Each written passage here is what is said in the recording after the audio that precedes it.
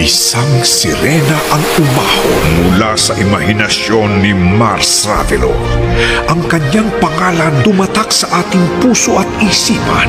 Ngunit saan nga ba siya nagmula? Sa malayong baryo, nakatira ang isang magandang dalaga.